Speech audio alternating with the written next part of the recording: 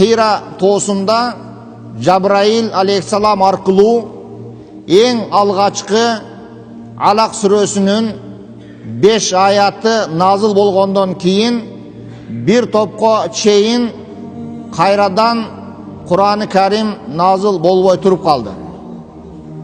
Ошол кезде мушриктер мына Мухаммедтин Кудайы Мухаммедтен тарынды, Мухаммедти таштап кетти деген сөздөрдү чыгарышкан. Ошондо мына ушул Духа сүрөсү түшкөн. Мында бул сүрөдө Пайгамбарыбыз Мухаммад саллаллаху алейхи ва салламдин жеке өзүнө жана үммөттөрүнө караштуу бул аяттар багышталган. Эң алгачкы «Вад-духа вал-лайли иза сажа» Алла Таала мен шашке менен, шашке деген бул күндүз болот таксыларым. Азыр шашке убактысы мына ушу саат 9-дан 10-го чейинки учурлар ошо шашке убактысы болуп эсептелет. Бул күн таң аткан учур. Алемил лайл бул түн. Эгерде бул күндүн 15-и караңгы болсо, 15-и жарык болот. Сага бир аз аяттар назыл болбой токтогону менен Куда кааласа кайрадан сага аяттар назыл болот деген мааниде. Буну биз башыбызга иш түшүп, кыйынчылык келген кезде бирөөгө барып насихат сурайын десеңиз, илимдүү адамдарга барып эмне кылсам, мен кыйналып атам, тигинде мындай деген сөздөрдү айтсаңыз, алар айтат: "Таксырым, сабыр кылыңыз. Күндүн 15-и караңгы, 15-и жарык" дейт. Сиз бир аз кыйналсаңыз, сизге тийчү күндө бар. Бүгүн кыйналып турсаңыз, ишиңиз жүрүшүп кете турган күндөр да келет. Сиз сабыр кылыңыз дейт. Мына ушул аят ошол биздин ата бабаларыбыздын же болбосо аксакал илимдүүлөрүбүздүн күндүн 15-и караңгы, 15-и жарык, бир аз сабыр кылсаң башыңа жакшы күндөр келет деген насихатка багышталып атат. Эгерде башыбызга кандайдыр бир сыноо келе турган болсо, биз өтө кайгырып чөгүп кетпешибиз керек. Айыпты бирөөдөн издебеш керек. Бирөөлөрдү күнөөкөрлөп, бирөөлөрдү жаман көрбөшүбүз керек. Эң биринчи кыла турган амалыбыз ушул болуш керек. Алла Таалага тооба келтирип, кайсыл жерден ката кетирип койдум деп, өзүбүздүн жашообуздан, кылган амалыбыздан, баскан турганыбыздан өзүбүздүн кемчиликти издешибиз керек. Эгерде бир кемчилик болбой турган болсо, андай сыноо биздин башыбызга келбейт. Ар кимибиз бул сыноону өзүбүз Алла Тааладан сурап алабыз. Өзүбүз Алла Тааладан сурап алабыз. Анан кээ бирлерибиз ошол өзүбүздүн кетирген кемчилигибиз аркылуу ошо сыноо келип атканын билбейбиз дагы, бардык адамдарды, туугандарды, досторду, жада калса аялыбызды, эң жакын адамдарга чейин күнөөлөйбүз. Ушул кылды.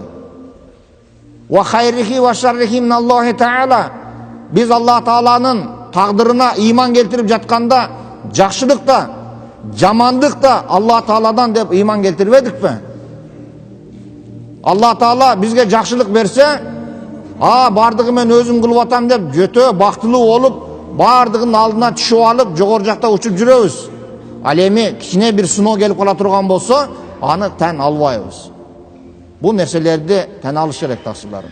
Бул нерселерди тен алыш керек. Валал ахирату хайрул лака минал ула.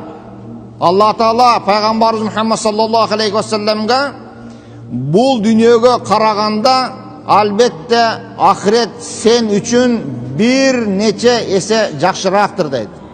Албетте пайгамбарыбыз Аллах Тааланын досу болсо, бул дүйнөдө эч кандай күнөө жасабаса, пайгамбарыбыздын өтмүш жана келечек күнөөлөрүнүн бардыгы кечирилген болсо, бул дүйнөгө караганда пайгамбарыбыз Мухаммад саллаллаху алейхи ва салламга албетте ахирет бир нече эсе жакшы.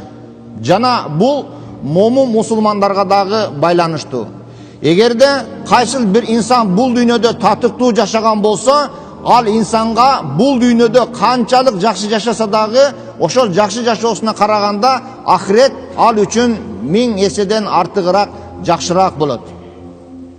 Урматтуу жамаат, ар бир айтылып жаткан сөзгө, ар бир айтылып жаткан хадис аяттарга терең көңүл буруп, маани берип угушуңуздарды суранам. Себеби бир эле айтылган сөздү бир нече адам бир нече түрдүү түшүнүп алган учурлар дагы болуп жатат. Мына өткөндө бир жаназада мен ушундай деп айттым. Биз молдолор өтө көптөгөн жаназаларга катышабыз. Бирок кээ бир адамдарга жаназа окуп жаткан кезде биз үчүн өтө оор, өтө кыйын акыбалга түшөбүз. Себеби ал адамга бооруң ооруйт. Ал адамга Алла Таала ушунча жаш берсе дагы бир да жолу пешенеси саждага тийбестен бул дүйнөдөн өтүп кетти. Эми ал адам кайрадан тооба келтирип, сажда кылып, Алла Таалага кулчулук кылып калганга мүмкүнчүлүгү жок. Мына ушундай адамдарга жаназа окуп жаткан кезде биз кыйналабыз. Ал эми бүгүнкү өтүп кеткен майитке окшогон адамдар бул дүйнөдөн өтө турган болсо, рахат менен жаназа намаз окуйбуз.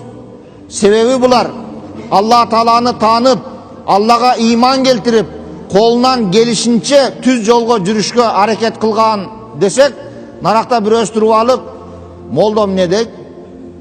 Жаназаны рахат менен окуйт экен да бул.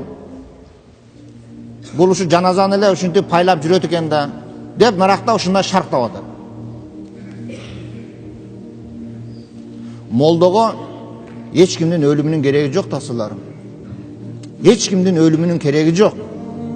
Бирок ак менен караны, хак менен батылды айтып жаткан кезде ошону туура түшүнүш керек.